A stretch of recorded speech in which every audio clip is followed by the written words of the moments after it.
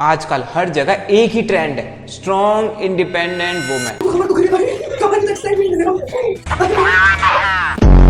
और अगर कोई मर्द अपना दर्द बताता है तो या तो उस पर हंस देते हैं या उसे बोल देते हैं तू तो प्रिविलेज है। पर सच तो ये है कि आज फेमिनिज्म के नाम पे फेक एम्पावरमेंट बिक रहा है और सिंपैथी एक शॉर्टकट बन गया है वायरल होने का। एक ही रास्ता है और ये मैंने बचपन से सीखा है, जब भी कुछ भी गलत हो रहा हो और तुम्हें सिंपैथी चाहिए हो, रो दो। तो मैं रो दी। और ये वीडियो उन लोगों के लिए है जो असली में बराबरी में यकीन करते हैं, ना कि उनके लिए जो सोशल मीडिया के स्क्रिप्टेड नाटक पे यकीन करते हैं। और खासकर उस नेहा कक्कड़ के शो पे करा लो बस। फेमिनिज्म का मतलब क्या होता है? सिंपल है, equal right for women and man. ना लड़की को दबाना है ना लड़के को ए विलेन बनाना है। लेकिन सोशल मीडिया ने सब बदल दिया और फेमिनिज्म को ब्रांडिंग बना दिया।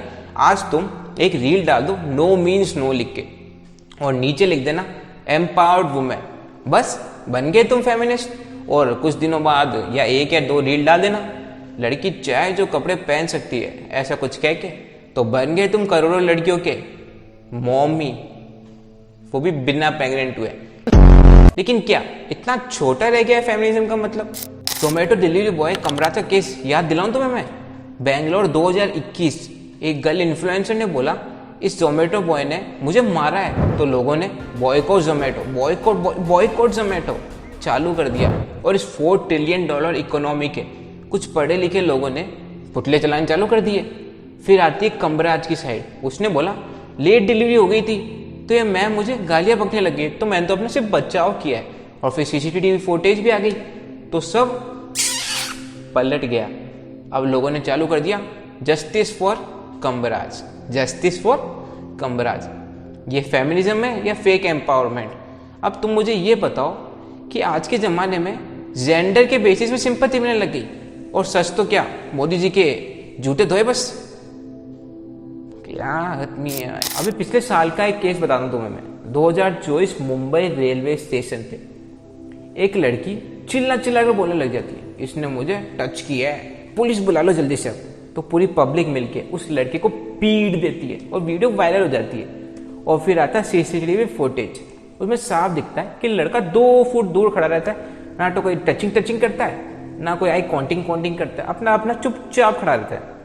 फिर पुलिस ने उस लड़की के खिलाफ एक्शन लिया, वो पता नहीं कितने समय तक लिया पर एक्शन लिया।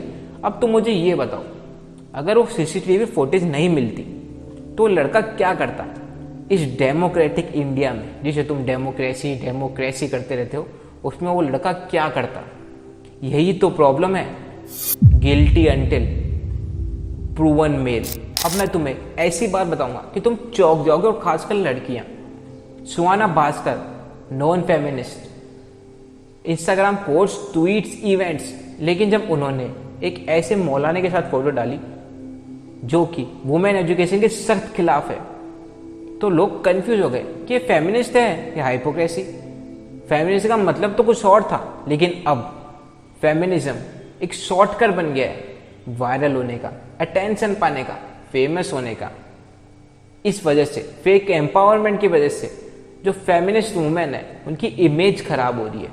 आज तुम कुछ भी देखो, टीवी शोज देख लो, कुछ भी वेब सीरीज देख लो, सब वुमेन को अटेंशन पाके पैसे छाप रहे हैं और ये वुमेन समझ नहीं पा रही।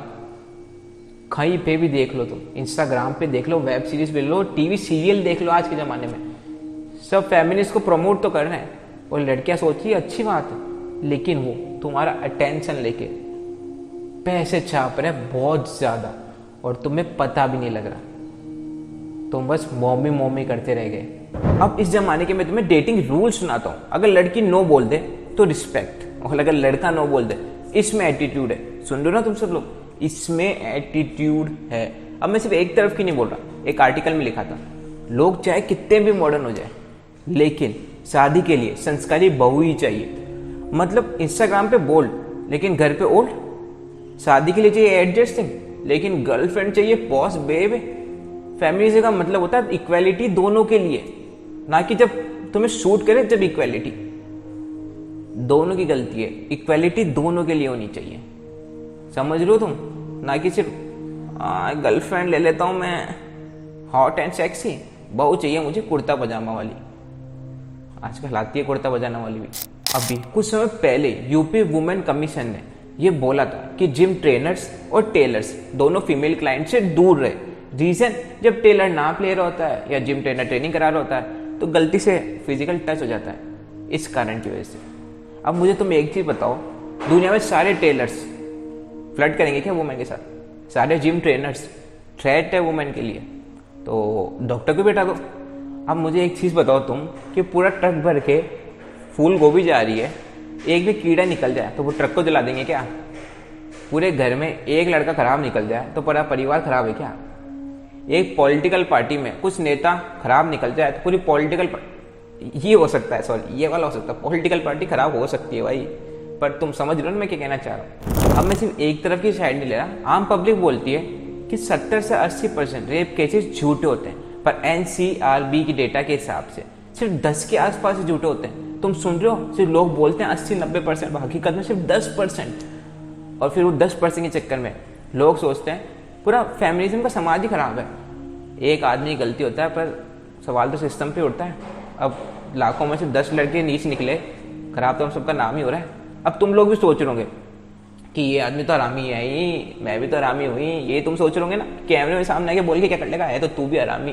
पर तुम्हें एक बात बता दूं, मैं अपने लाइफ में मैं इस पॉइंट पे पहुंच चुका हूं कि सोलमेट नाम की चीज तो तेल लेने गई, मुझे सिर्फ एक चीज से मतलब है, जल्दी से बूढ़ा हो और टपक जाओ। इस टाइम में पैदा होके सबसे बड़ी गलती की है इंसानों ने, खासकर मैंने।